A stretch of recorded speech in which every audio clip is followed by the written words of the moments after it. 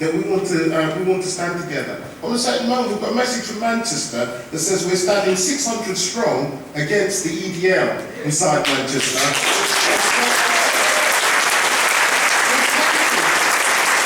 We're counted twice and there's only 60 of them. There's a sign behind me and it says, Griffin must go.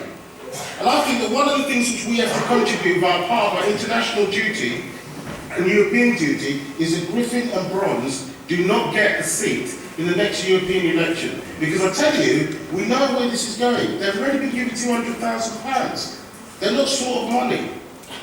I think what we have to understand is that what they're trying to do is to build up bridges. So I've sent a leaflet from the Unite member inside from Eastleigh. They sent me a leaflet that had been produced by UKIP. I have to say to you, brothers and sisters, and I was shocked, because when I compared it to a BNP leaflet, I think it was worse, actually. I have to say that, because I believe that, what they said was that 4 million Bulgarians are going to come and live in, they're going to come and live in Eastleigh. What's the attraction, but there's 7 million people in Bulgaria actually, so the idea that all making the shift.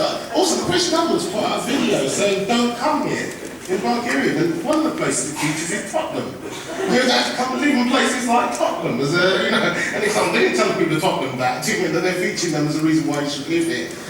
But nevertheless, I think we have to say that people are welcome. I think we have to redouble our effort to make sure that Britain remains a fascist return. When you went to Bristol, to be honest, I'll tell you the honest part, when we were operating against the BNP and the EDL, they were in the ascendancy 10 years ago, and it's by unity of coming together, and believe me, there's many arguments between people. People could argue about all the differences that they had, but we understood something. We learned from the lesson of what happened inside Germany, where the Communist Party and the Socialist parties refused to come together, and the Nazis marched through the middle of them. That's what happens if you don't have unity together. They actually come through and break and destroy everything. And we've learned from that. And that's part of the reason why I'm glad that it's Tommy Robinson that went to jail, not us.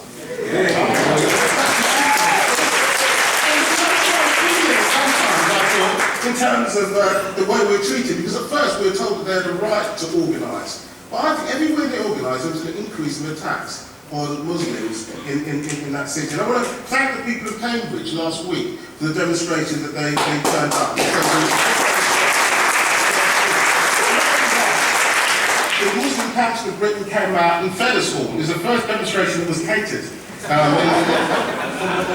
in that way. I want to say that there's some things that we have to do. We've got a statement saying why we want to keep Europe fascist free. Petros is here from places like Greece where they face Golden Dawn. And as you look at those organisations, I'd say we've got 4 types of organisations across Europe that we have to face. We have open Nazi organisations like Golden Dawn and organisations like Jobbik.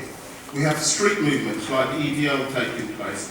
We've also got Euro-fascists like the Front National, and we've got people like Geert Wilders, racist populists. But all of these people share in common, they all work together across Europe to help each other whenever they can.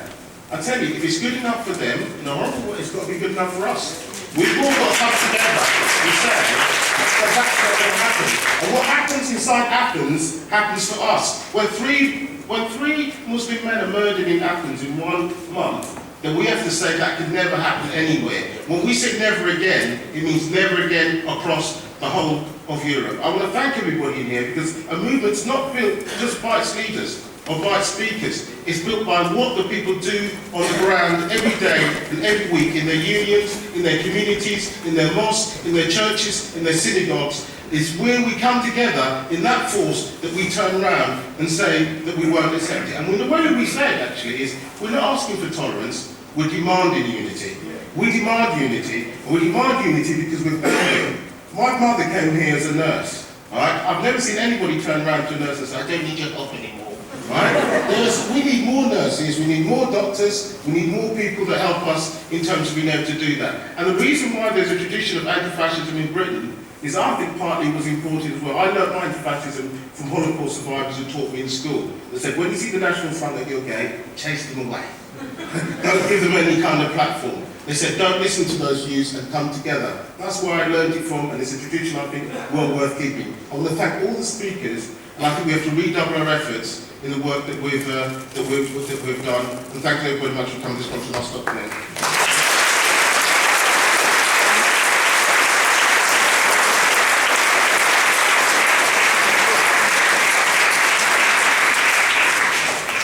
Thank you, and that was a great dynamic finish to this session. So I'm going to let you out for coffee and tea a few minutes early, in just 1 minute.